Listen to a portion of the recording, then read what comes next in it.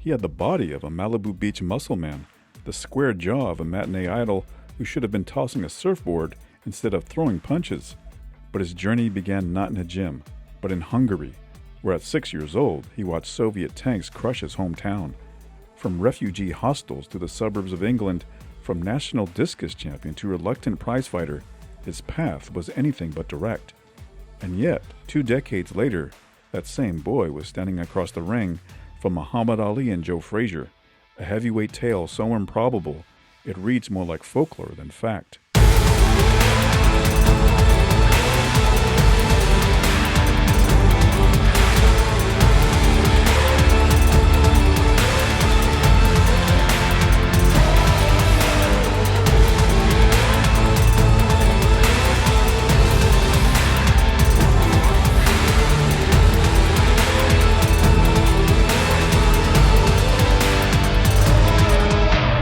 Joe Bugner was born on March 13, 1950, in Zurich, Hungary, an industrial town pressed up against the Yugoslav border. Soviet tanks thundered past his front door in 1956, their iron treads tearing the street apart, trees falling like toys. Bugner never forgot that sound. Escape came courtesy of his older brother Bill, a freedom fighter who convinced their mother to take Joe and his 2 sisters and slip across the border. They left behind their home, their country, and the certainty of anything familiar. I shall never forget hiding in a cornfield. We saw these huge figures in the dark and thought they were Russian soldiers, but they turned out to be sandbags. I've never been so petrified in my life. After that, you can see why no one in the boxing ring, not even Ali, can scare me. At first, the family were refugees housed in a hostel, just another displaced clan on Europe's long post-war ledger. Eventually, they found a landing place in St. Ives, England. Bugner adopted quickly. By 1964, he was a national junior discus champion, proof that his big frame and natural power belonged in athletics.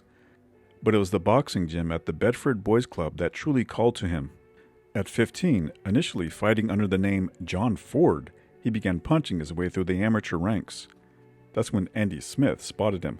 The sharp-eyed Scottish manager knew talent when he saw it, and Bugner, already 6'1" and nearly 200 pounds, looked like raw material just waiting to be molded.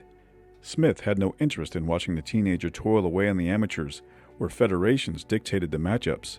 He wanted control. He wanted Bugner to skip the red tape and dive straight into the professional game. So in 1967, at just 17 years old, Joe Bugner turned pro.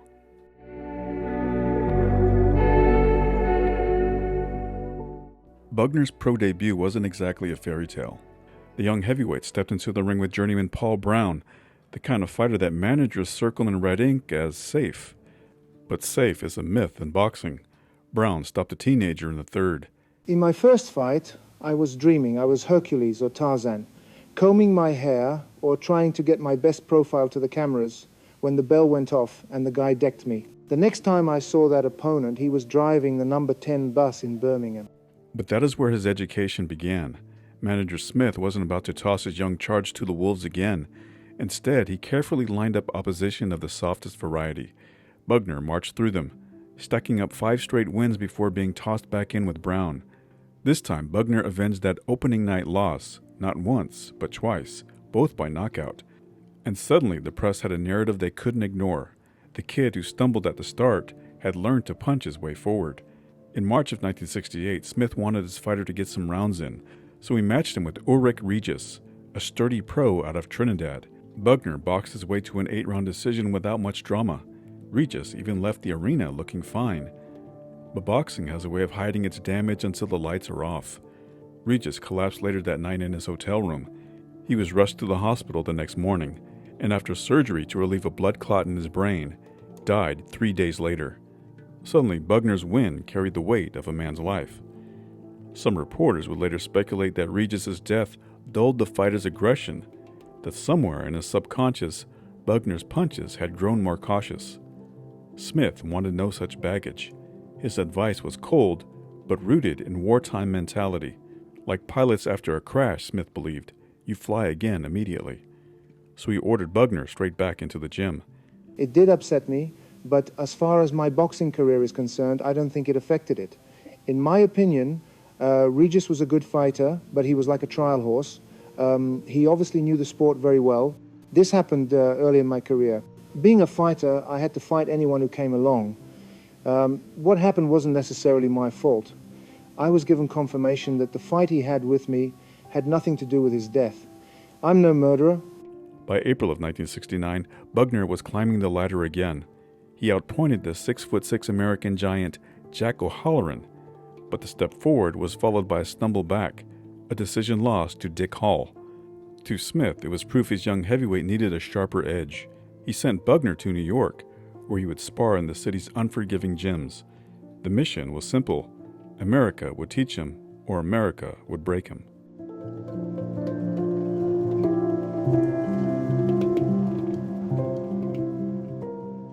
By the time Bugner touched down in America, he wasn't just a British prospect anymore.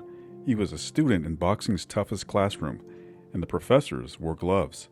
First lesson came courtesy of Muhammad Ali himself. After a sparring session, Bugner was called into the champ's dressing cubicle.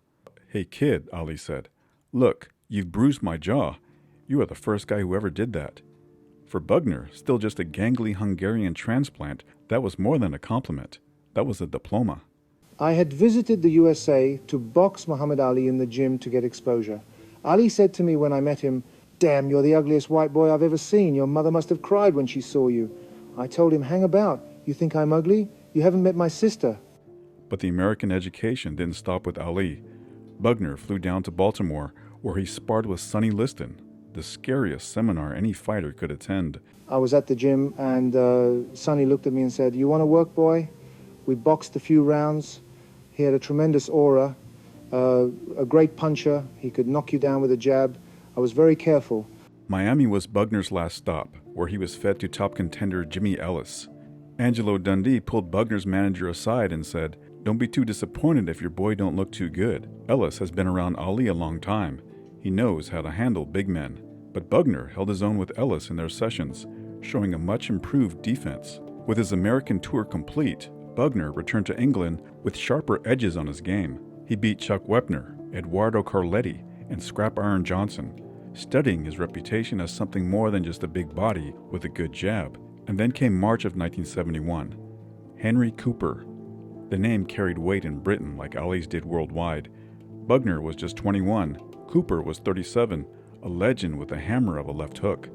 The fight was for the British, Commonwealth, and European heavyweight titles. A coronation bout if Bugner could pull it off. For 14 rounds it was close, tense, the crowd roaring for every Cooper feint, grumbling at every Bugner jab.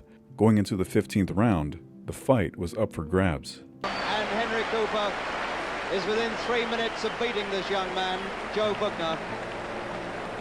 But for a man without a lot of experience in top class, what a good performance Bugner has put up, particularly in the first 8 or 9 rounds. The fight's tended to slip right away from him since.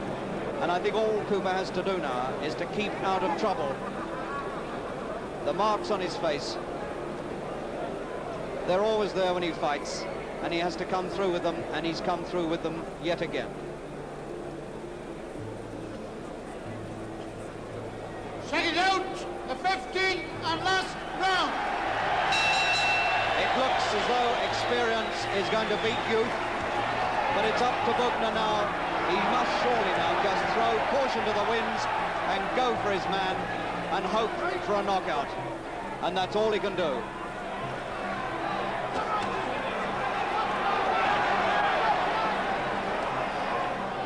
Right.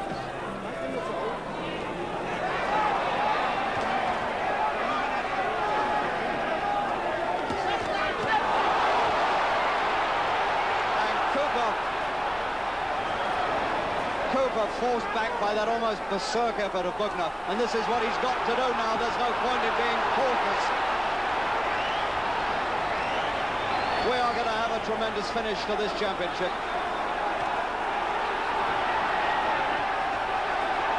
Bugner's going for him, but he can't find the target.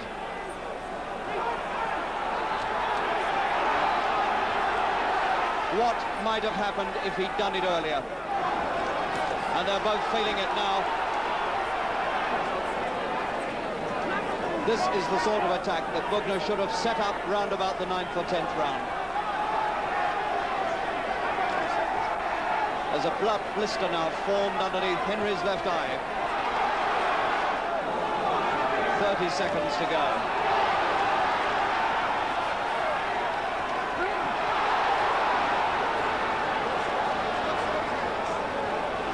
He's made an effort in this last round, Bugner, but it's too late to make any difference.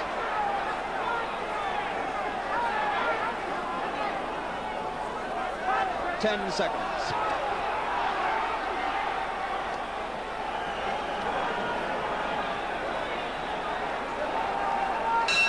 And there it is. It's over. And Cooper gives him a pat and says, well done, and he's given it to Bugner. He's given it to Joe Bugner, and I find that amazing. He's given it to Joe Bugner, and Cooper has lost 3 titles. Britain never forgave Bugner for the win. Cooper was their gentleman warrior, their beloved R. Henry. Bugner was the foreign-born upstart who had the audacity to beat him. From that night on, every time Bugner entered a ring in England, the boos followed. Oh, they were saying terrible things, insulting things. They said, how dare a Hungarian be the champion of old England? They acted as if, now that Henry Cooper, the king, was dead, there could be no other king. To this day, they've never forgiven me for the disgrace I brought on England by beating Henry Cooper. I beat Henry Cooper in a boring fight at his own game. May I say now, there is no love lost between me and Henry Cooper. He was the most overrated British boxer in history and a very illegal fighter. He did have a good left hook, but when they brought in the rule of no hitting on the break, Cooper was not the same fighter. Look at his record. He beat nobody of note. Jack Bedell, Brian London, Joe Erskine, Carl Mildenberger. They gave him a knighthood, and they call him Sir Henry Cooper. Can you believe that? When he lost the titles to Jack Bodell that September, British fans celebrated. When Larry Middleton broke his jaw 2 months later, the writers sharpened their knives. They called him the harmless Hercules, the anxious Adonis, even the great white dope. For most fighters, that's where the obituary would be written. Another prospect with a broken jaw and broken spirit. But Bugner refused to quit. He stitched himself together, took the abuse, and quietly won 9 straight fights. He beat Jurgen Blin, Tony Doyle, and the 244-pound Italian Dante Kane, whom the British writers called the Spaghetti Kid. By the time Bugner outpointed Rudy Lubbers and claimed the European heavyweight crown, the narrative had shifted. The critics admitted he wasn't washed up. He was stubborn, and stubborn was dangerous. That win streak earned him a fight in Las Vegas in February of 1973 against Muhammad Ali. Ali, ever the showman, couldn't think of a decent insult for Bugner. He promised a 7th-round knockout as if predicting the weather, but once the bell rang, the kid who had bruised Ali's jaw years earlier made sure history repeated itself. Ali danced, taunted, flicked his jab.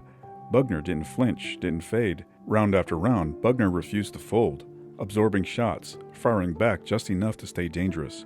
Ali won going away, but when the final bell rang, the 8-1 underdog was still on his feet. For Bugner, it wasn't just survival, it was vindication. From the boos of Britain to the bright lights of Vegas, the big kid had finally proved he belonged.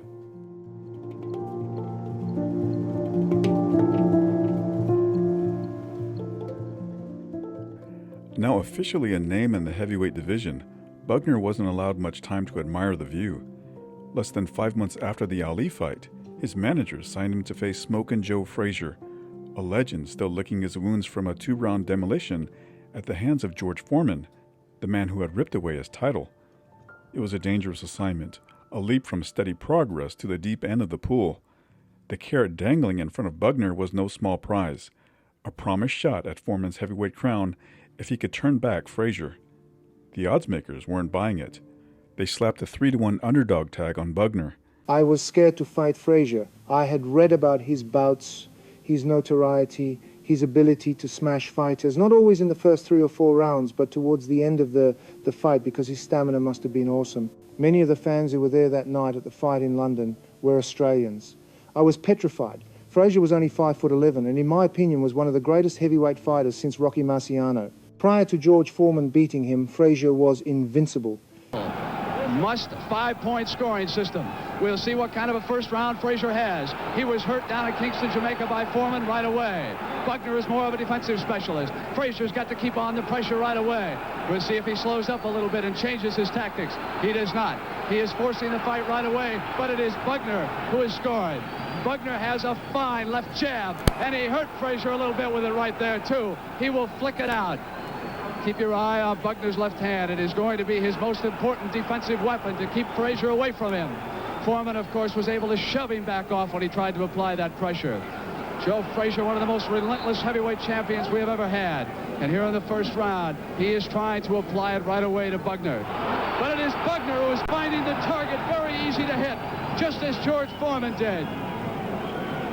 That duck down style, very pleased. Frazier did get inside a little bit. Bugner wants to slow up the action a little bit. That may have been one of the most effective lefts that Frazier has thrown in on Bugner's chin.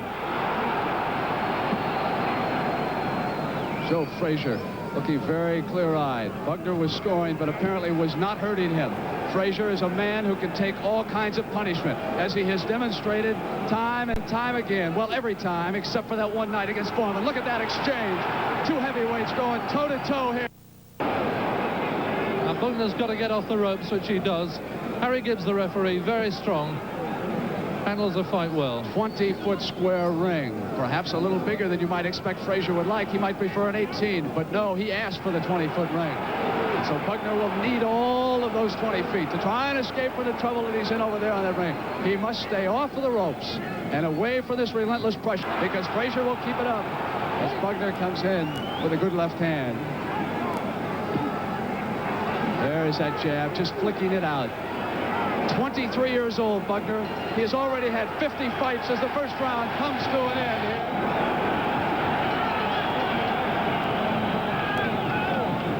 And now we start round two.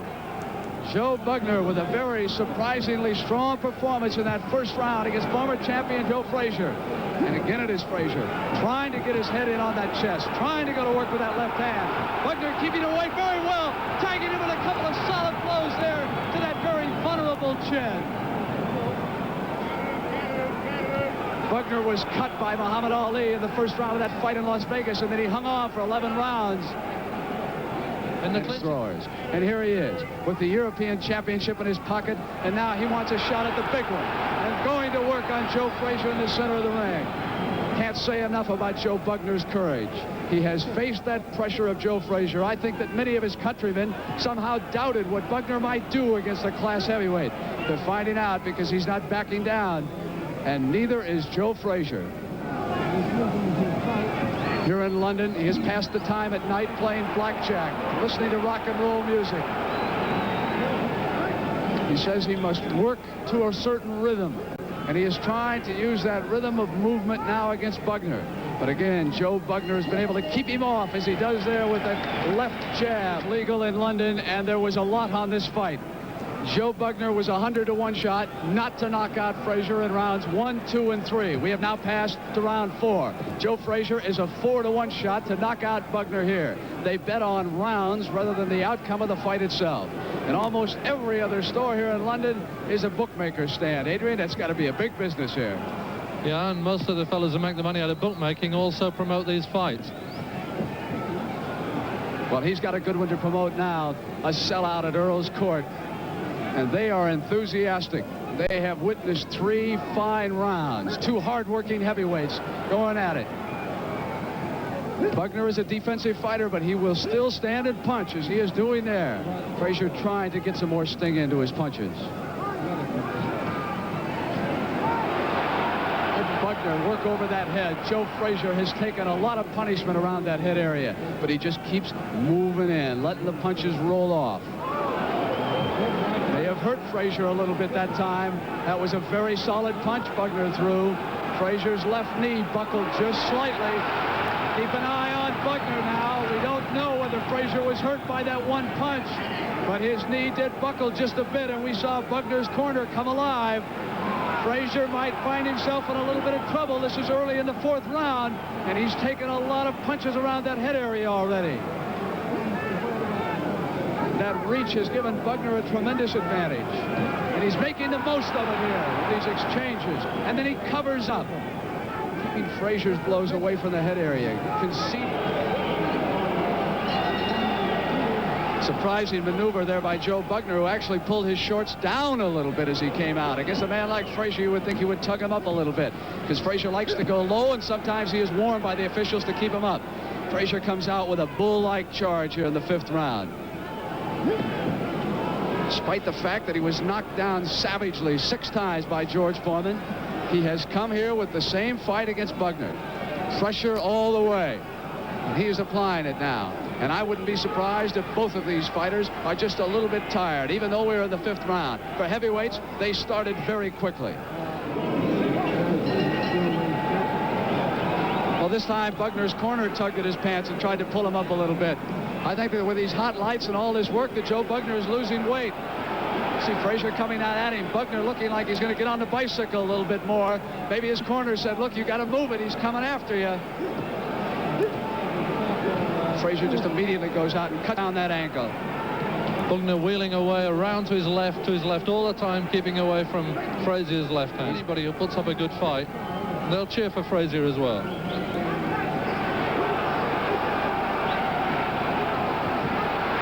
And Frazier in trouble over there on that rope. Joe's going to have to get out. The referee is letting him stay there. Frazier's either going to have to tie him up, push him off, or move out. Frazier's going to try to fight his way out with that left hand. Now they come free. Again, it's Bugner with that left hand to the head area. And it is Joe Bugner who's gone on the attack as the 6th round comes to an end. We start round 8. Yancey Durham was over in the corner telling Joe Frazier, move that head more, bob and weave. Don't present such a stable target. Let's see if he follows that instructions as he comes in. Every round has been the same. Frazier boring in. Bugner with a counterattack. Frazier taking a great deal of punishment. Both fighters tiring out a bit. Yancey telling Frazier to move that head more, but still he's keeping it there. It is a ripe target. Very closely. Reported to be the best referee here in London. And as I watch him up in the ring, he's keeping an eye on Joe Bugner's right eye. And also the blood now beginning to trickle down from Bugner's nose. That is not the same spot where Muhammad Ali opened the cut. Muhammad opened the cut above the left eye. So this is a different injury that Bugner has to contend with. And it is a little bit better because it is below that right eye. So the blood that runs down stays out of the eye. Slight trickle of blood around the nose area. Frazier, of course, senses that he has his man in trouble. It is also red up above Bugner's left eye. You can see now the blood staining Bugner's trunks. So it begins to come down. That spot above the left eye is starting to open again, too. Now that could be very big trouble, because that's the cut that Ali opened in Las Vegas. So Bugner now has a cut above the left eye and underneath the right eye. And Frazier has picked up the tempo of the attack to the head.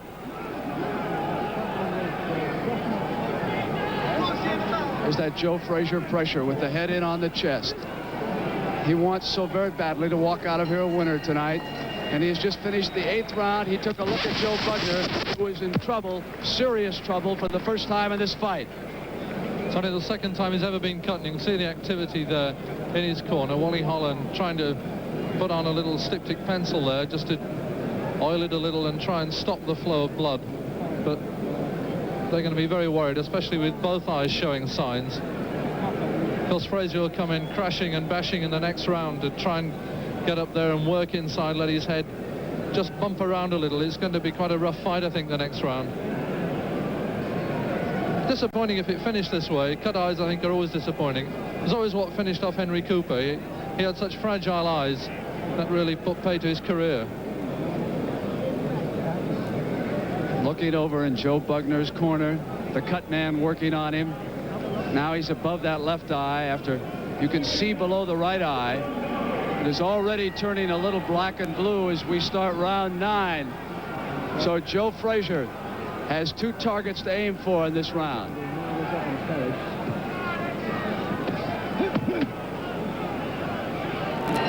As we start round 10, keep a close eye on Bugner's right eye, because it is underneath that where Bugner sustained a bad cut in the 8th round. He is trying to protect it with that right hand of his. He'll keep the right hand up over on that eye. but it is very puffy underneath there. It could open up again at any moment. Now, of course, the question is whether or not Joe Frazier has the punch left to do it with.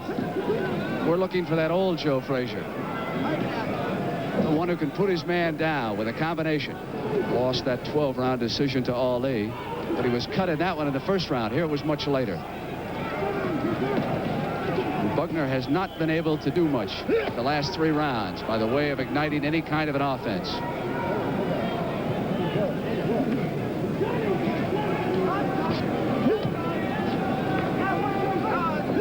Frazier, oh, a beautiful left hand. Bugner is hurt.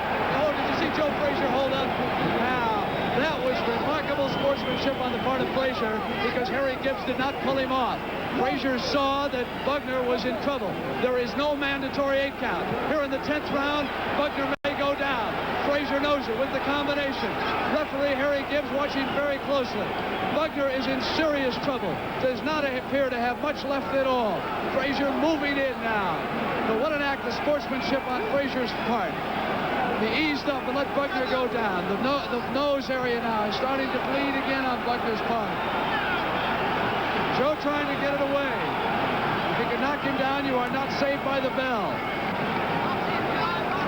And there is no 3 knockdown rule. A man in London can go down 6 or 7 times, and if he comes back to his feet, and now it is Joe Frazier who appeared to buckle a little bit as Bugner came back with a right hand. Did he slip or was he hurt? Did Frazier walk into a right hand? Now the trainer comes in. Now the referee separates him. Nobody heard the bell here ending round 10, including myself, as they continue to fight. Now, what happened? Didn't hear the bell. We didn't hear it ringside, and certainly the fighters didn't. But now we're going to start round 11, and we've got 2 fighters to worry about. Joe Bugner's left knee buckled, and then he came back and he staggered Joe Frazier over on the other side. This is the same area where Frazier was hurt near the end of the 10th round. And he is tired. The crowd sensing that Bugner can come back here in the final 2 rounds.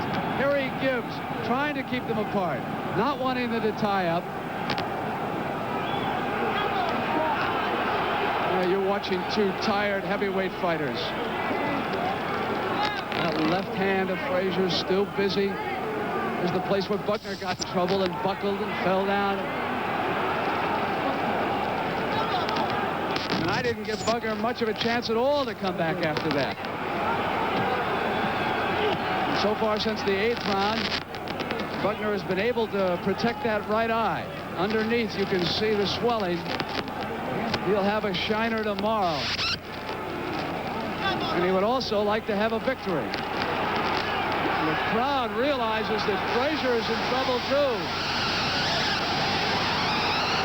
Frazier up against the ropes, not coming free. His eye is beginning to close on him. Look at that left eye of Frazier's. That's where that jab has done most of its damage. Of the 4 eyes in that ring, 3 of them have experienced trouble in this fight. Bugner had a cut above the left eye. He was cut below the right one. Now it is Frazier's left eye that is starting to close here in the left round. I do not think I have ever seen such sustained action by 2 heavyweights as these 2 men are giving us here. Okay, hold on, everybody. This is it. Round 12. We have got a heavyweight fight that is up for grabs. Joe Frazier appeared to have his man put away in the 10th round, but Joe Bugner came back with a devastating blow that put Frazier in trouble. The 11th round with just 2 tired fighters out there in trouble. Joe Frazier's left eye is almost swollen shut, and he goes on the attack here early in the 12th round. Bugner can just hold off for a little bit. Frazier will tire out. That at least has been what has happened in the last 2 or 3 rounds. Frazier has spent all his energy extremely early. Bugner was the only fighter who has been down, and it was after that knockdown that he came back. Look at that left hand. Has he got enough left here to flick it out and hurt Frazier in the 12th round? Again, it is Frazier inside. We must repeat, keep an eye on Frazier's left eye and Bugner's right one. This is it, round 12. Frazier must go all out to ensure himself of a victory. Bugner, on the other hand, has got to continue this comeback. What a heavyweight fight between these two men. Toe-to-toe from round 1 to 12. Tired a bit in the middle rounds and backed off. Many in this crowd of 16,000 on its feet cheering Bugner. He starts to rally here in the 12th. He must stay away from Joe Frazier here in round 12. Frazier comes in again. Two fighters who have taken incredible punishment here tonight and have given out the same. Two brave heavyweights out there. The most important fight in either of their careers, and what a performance they're putting on. Again, it is Bugner who applied the pressure over there on Frazier. Frazier appears to be in trouble, and the crowd senses it a little bit. With 1 minute remaining in round 12, we are in the final minute of this fight. And if Joe Bugner has anything left at all, he can go to work around that head area. But look at Bugner. Both eyes are beginning to swell shut. Underneath the right one and over the left one. That's where those two cuts were. Frazier has trouble with his left eye. You can't see him now because his back is to you. What an exchange over there in the corner. We're down to about 30 seconds left in this fight. And it has been like this all the way. A tremendous battle between these two heavyweights. And right down to the end. Both of them just hoping that that one punch will put the other one away and ensure themselves a victory. We are inside of 15 seconds. Look at that. Frazier's left eye now is swollen completely shut. He has taken more punishment than at any time since Foreman knocked him out in that fight with Ali. Joe Bugner has put on a show. There it is. It's over. Joe Frazier didn't hear it as he threw that last punch. Yank Durham was out there to separate them. Joe Bugner giving Joe Frazier a dirty look. But to give Frazier his dirty... Back-to-back losses to Ali and Frazier left Bugner in boxing's version of purgatory. Too tough to dismiss, not dazzling enough to demand a ticket back to the top. The door to the elite was closed, yet he stayed busy, stacking wins over Mac Foster, Jose Luis Garcia, and Jimmy Ellis. When he flattened Alberto Lavelle in a dreadful mismatch, the London crowd showered him with boos. Ali saved the evening, showing up ringside to taunt Bugner and tease the notion of a rematch. The rumor mill linked Bugner to George Foreman, still reeling from his upset loss to Ali. Bugner's manager, however, had bigger ambitions. Not a detour against Foreman, but another crack at the heavyweight crown. The wish came true in Kuala Lumpur, but the performance was a dud. Against Ali, Bugner looked less like a hungry challenger and more like a man who popped too many sleeping pills. Can you imagine fighting in Malaysia in March, one of the hottest times of the year? They picked Malaysia because at that time Ali was doing all his training in Miami, which is a very hot place like Malaysia. He knew he was fighting a 25-year-old from London and thought it would be an advantage to fight in Kuala Lumpur. I went to Malaysia 4 or 5 weeks before the fight. It was hell for the first 2 weeks. I had diarrhea and all the other sicknesses that you could think of in a neutral country with such tropical conditions. Ali arrived there 10 days before the fight, and he looked in those days magical. He went on with the same dialogue as before, saying, I'm going to beat you up so bad your mother will not recognize you. I knew Ali had taken me seriously because he knew I was not a washed-up heavyweight but young and improving. He said to me after the fight, "You have improved, but you're not going to be champion until I retire." He survived the rounds, yes, but survival wasn't what the fans or his manager had been campaigning for.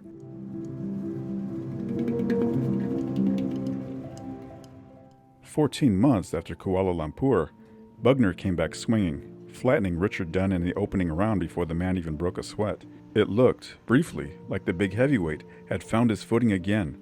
5 months later, he was in Las Vegas, staring across at Ron Lyle, Denver's human wrecking ball. 10 days before the Lyle fight, I splintered a bone in my foot. I was under the illusion that I would fight Ali again if I beat Lyle, so I agreed to keep training. When I met Lyle, he said, "You got no chance of beating me because I am going to kill you." He was a punishing fighter and so fucking big. He was bigger than me. He kept telling me during the fight, "I'm going to kill you, motherfucker." In the blue corner to our right, Ron Lyle to our left. Lyle, a black man, of course, and Joe Bugner from Cambridgeshire, England, throwing the first punches of the fight. Well, those first 2 punches were already surprises. He was more offensive than we've seen him in the past.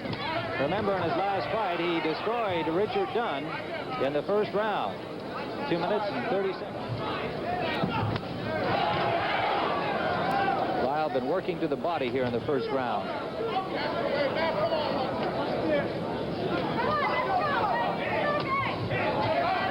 Right uppercut landed through the elbow guard of Joe Bugner. That one did not. Bugner took it on the elbow. All right, boys, step it out. No punching. Step back. Bugner has a 4-inch reach advantage. Comes off the ropes well with the left jab. Short right uppercut that scored.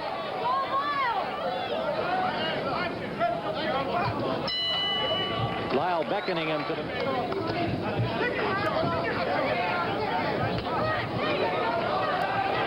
Again, Lyle working to the body. All right, boys, step it out. Step it back.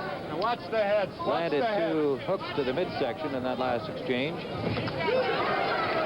Bugner missed with the right-hand lead as Lyle charged him. All right, step it out. Step back, please. This is round 2. Tim Ryan and Larry Merchant live from Las Vegas.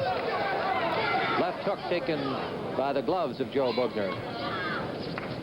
Approaching the end of round 2. Ron Lyle and Joe Bugner. Now Bugner, the first time that he's thrown a combination in the middle of the ring. Good left hook from Ron Lyle. His best punch right there. The left hook. You get the feeling along about now that Lyle is beginning to assert his strength over Bugner, or at least his aggressiveness. It could change. The long fight. Good right hand by Lyle, right through the gloves of Bugner. Set up. That right intended for the body of Lyle did not land. He took it on the arm. A good short right from Bugner and a good left back, followed by a short right from Ron Lyle. The best punches have been thrown from the inside.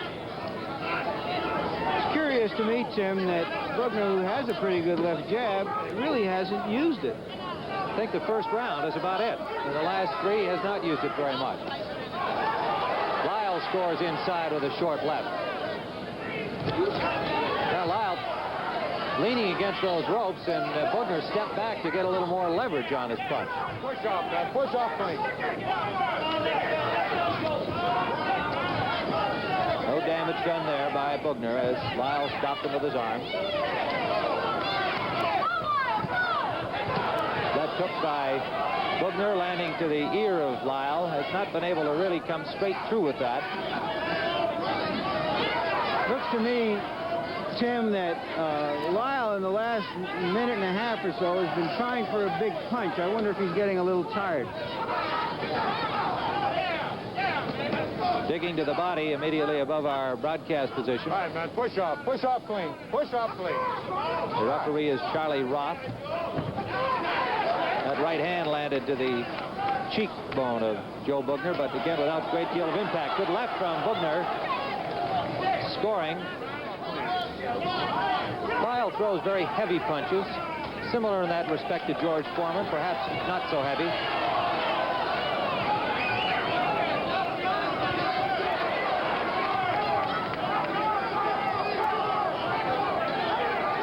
Halfway through round 8. Both these heavyweights have taken turns working from the ropes. All right, Joe, hold on. Push off. Lyle continuing to throw right hooks to the body of Bugner. Now he lands with a left hook off the ropes. Both fighters have done their best punching by being on the ropes and countering from there. Neither has been hurt at any time. A slight bloodied nose suffered by Ron Lyle in the second round and has not bled since then.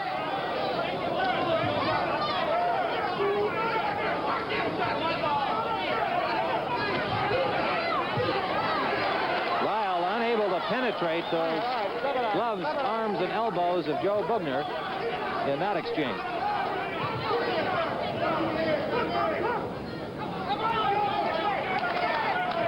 Right hook missed by Bugner. The other one blocked. There's a good shot by Bugner. A straight right to the face of Ron Lyle. That's Bugner's best punch of the night. Lyle backing against the ropes. A straight right. We're in the final 4 seconds of this round. And this round. A good straight left from Bugner. Caught Lyle coming in. Lyle now moves Bugner to the ropes, trying to get through those upraised gloves. Can't do so on that exchange. All right, push off, man, push off. When Bugner used to fight as though he was trying to balance a teacup on his head, he didn't get this bloody. But now that he's being a little bit more aggressive, he's exposing himself to more punches. That uppercut from Lyle got to that nose of Bugner again. Bugner now bleeding profusely from the nose. A right to the body by Lyle. The left hook was blocked by Bugner. Intended for the head. Bugner seems to have slowed somewhat here in round 10. Lyle forcing him. I think that blood has excited Lyle a bit. He's coming on a little stronger now. Definitely been moving forward all through this 10th round. Ron Lyle of Denver.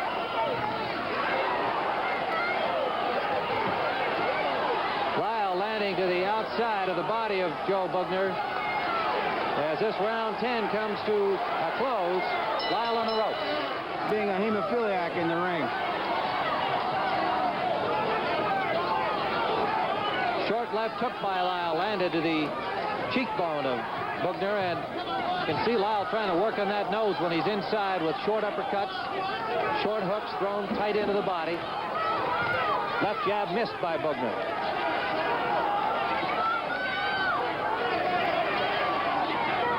Right above our microphones now as Lyle comes straight at Bugner.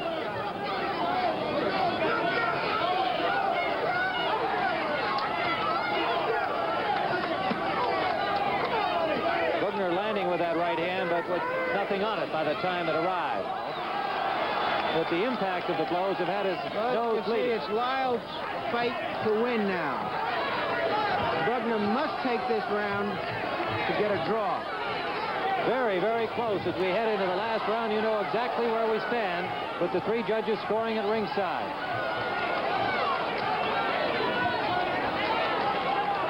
Fighters out in the middle of the ring, somewhere they have not been through the course of this fight. Now Bugner lands with a combination. And a left hook grazing the jaw of Lyle. And he caught Lyle coming in with a jab. Lyle just... But right grazed and a good left uppercut from Lyle. It scored. If Lyle wins this fight, it would be a mild upset. Bugner is favored, a slight favorite. Although with the age differential, Lyle being 35 and Bugner being 27, you would think that Bugner would be coming on at this point. Through 12 grueling rounds. Bugner landing, but without too much on it. We have 10 seconds remaining in the fight.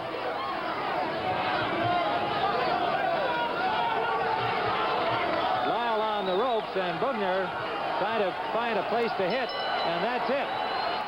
Chuck Hull, the ring announcer. 56-54, Lyle. Judge Art Lurie scores 55-54 Bugner. And Judge Hal Miller decides it, scoring 57-52. The winner by a split decision, Ron Lyle. Well, there you hear it, a split decision for Ron Lyle. I got the pounding of my life. I had 2 cracked ribs, a damaged kidney, a burst eardrum. I called my brother Bill and told him I could not breathe. I had blood coming out of me. He rang the doctor, who called an ambulance and rushed me to the Las Vegas emergency hospital, and they discovered I was bleeding internally. They put me into an ice tank. It took me 6 months to recover from that fight. I sacked my manager after the fight, after a 10-year relationship. He wanted to go to a party after the fight rather than look after my welfare. I realized I was nothing but a piece of meat, a $sign. After that night, Bugner cut ties with Smith and then cut loose. What followed was a slow-motion car crash, hard drinking, domestic chaos, and a private life splattered across the British tabloids.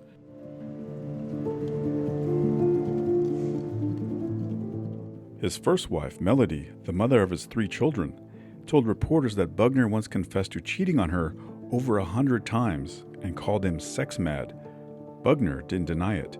In fact, he leaned into the label, flatly telling her, "I'm a bastard, a born bastard." 9 years of marriage collapsed under the weight of his affairs, one of them involving a 16-year-old girl. Bugner admitted he planned to run off with her. Melody, devastated, threatened suicide but backed down at the last second. She eventually took him back, but reconciliation never meant redemption. One evening, she came home to find her husband making out with the babysitter. Her response was pure theater, pouring a gin and tonic over both of their heads. According to Melody, the volatility then turned violent. The beatings began in 1973, the worst coming during a romantic holiday in Antigua the following year, when Bugner flew into a jealous rage after she spoke to another man. Melody never reported her abuse. Instead, she endured. When a car accident left her hospitalized for 5 weeks, Bugner filled the family home with other women. After the divorce, Bugner paid child support for a single year before cutting it off. His battles shifted from opponents in the ring to tax collectors, alcoholism, and depression. Then came Marlene Carter, an Australian journalist who had attended one of his fights. At 28, Bugner married the 38-year-old Marlene, while Melody married her divorce attorney. Bugner insisted this was reinvention, clinging to the idea the way he once clung to survival in the ring. He moved to Australia, wrote a novel, starred in a B-movie called Bulldozer, and, with a straight face, announced he wanted to be the next John Wayne. The British public, long hostile, mostly rolled their eyes.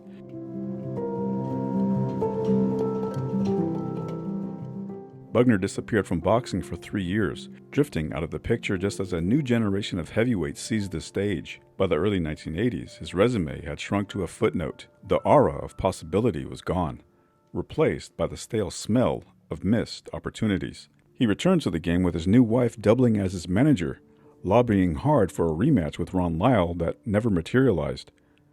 Talks with the next wave of heavyweight contenders, Michael Dokes, Jerry Cooney, fizzled out before they ever reached the weigh-in stage. The only thing staying busy was his ex-wife, who kept dragging him to court for unpaid child support. When Bugner finally climbed back into the ring, he walked straight into Ernie Shavers' fists and was stopped on cuts in the second round. But Bugner wasn't finished yet, or so he claimed. A few months later, he was back again, stacking 2 quick wins before being matched with Dino Dennis, trying to prove there was still something left in the tank. I had his chance years ago, and he more or less disappointed the people of England, because it seemed like the people of England had a lot of pride, and Joe just didn't have enough pride himself. I think he's lacking a lot of heart, which I have, and he doesn't, and he's got 25 pounds on me, but that's nothing. In other words, like, as far as I'm concerned, it'll be faster than he is, and come that 8th, 9th, and 10th round, he should be tired from that weight. I mean, it's just too much weight to carry on. He's better off being a football player than a boxer. He says you're bigger than him, but your heart's not in it. Well, if that's what he thinks, he should talk to some of my opponents. And he will know that my heart has been in it always. I may not have knocked all the people out in my career, but I think somewhere around 40, 42 opponents who did go out, they'll tell a story different. The referee. What's the problem here? I think he's having trouble hearing the bell. Right, so he wants to start on time. Oh, well, what do you think about that? Bugner did that with Richard Dunn. This fellow takes a good shot, and it looks as though he'll need to.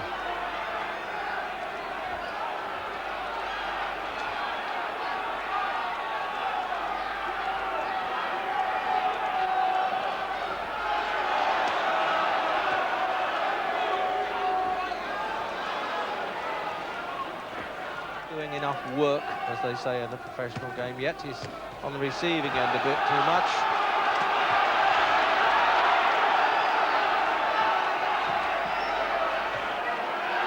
Well, this is an aggressive Joe Bugner indeed, but Dennis managed to remind him that he was still there and a little bit dangerous. Bugner, I'm not sure whether he heard that, wasn't too pleased about that. In fact, I think he did hear it. Oh, there. Well, there you are. He signalled that one from the back of the crowd, and he got away with the second one. Not only telegraphed the punch, he almost sent a postcard before he threw it.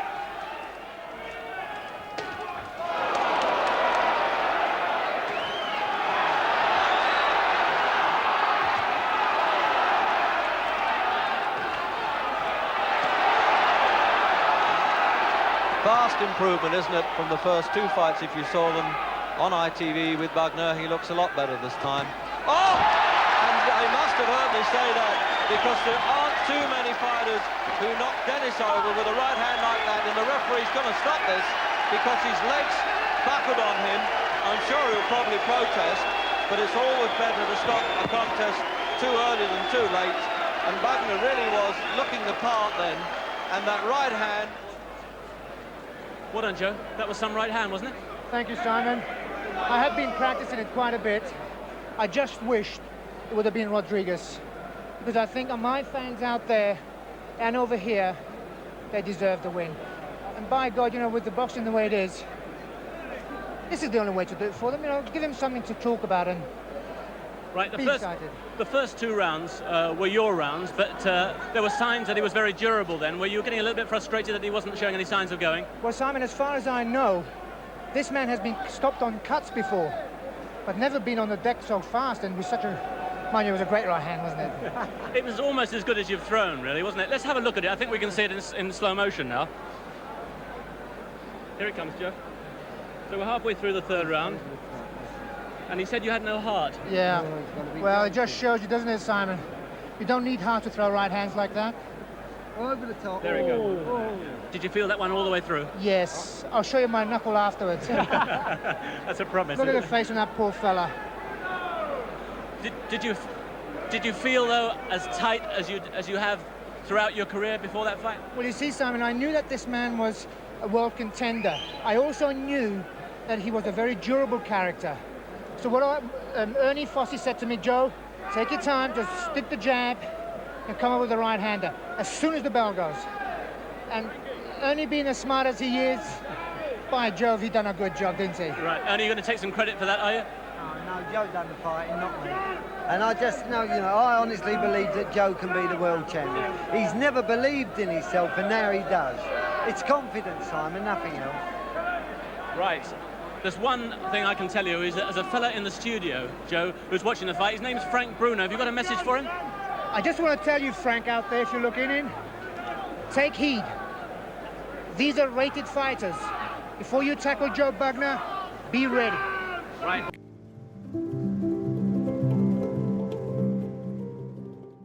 The enthusiasm didn't last. Bugner's comeback hit a wall against Marvis Frazier, the undefeated son of Smokin' Joe. For 10 rounds, Bugner chased shadows and was soundly outpointed. Then came the paperwork. Britain banned him after he skipped a summons and refused to document his fitness to fight. Bugner's answer? Skip town. He packed on the pounds, tipping the scales at a career-high 244 in Denmark, before eventually settling back in Australia, where he donned a new identity, Aussie Joe. Under the guidance of trainer Johnny Lewis, Bugner preached reinvention. He insisted he finally had the desire he'd lacked in his 20s, the edge that had eluded him when he faced Ali and Frazier. Jerry Quarry told me that the day you realize you're a great fighter, you're going to find out you're a great fighter.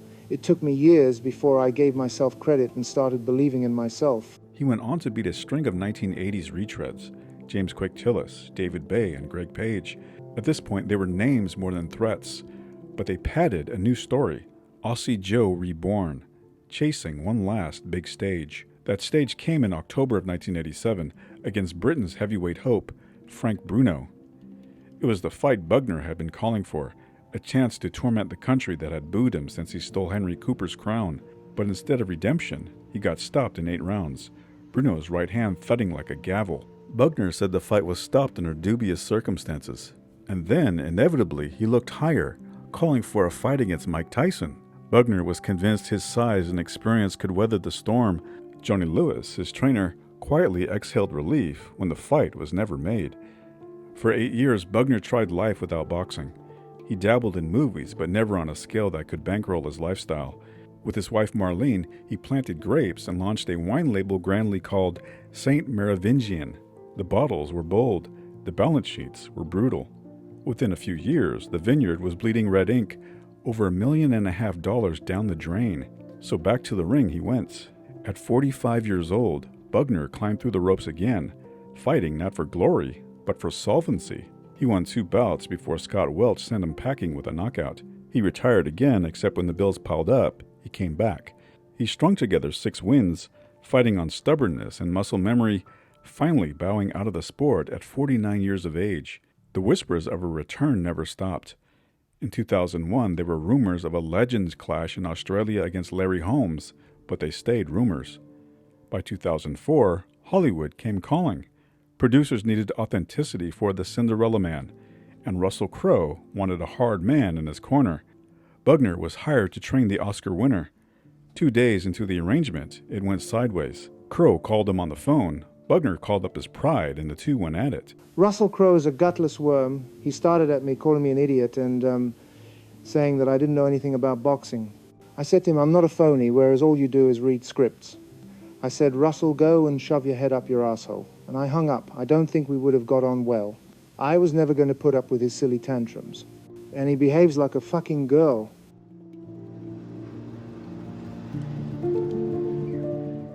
By 2009, Bugner had traded the roar of the crowd for the flicker of reality TV, popping up on I'm a Celebrity, Get Me Out of Here in Australia. It was a curious late career turn for a man who had once stood across the ring from Muhammad Ali. But then again, Bugner's life was a carousel of reinventions. Hungarian orphan, British boxing villain, Aussie reality star. 5 years later, in 2014, his body finally reminded him that it had been through more than most men could endure. At 64, Bugner suffered a heart attack. From there, the battles moved inward. Dementia crept in. The final opponent, the one no training camp could prepare him for. He spent his last years in a Brisbane care home.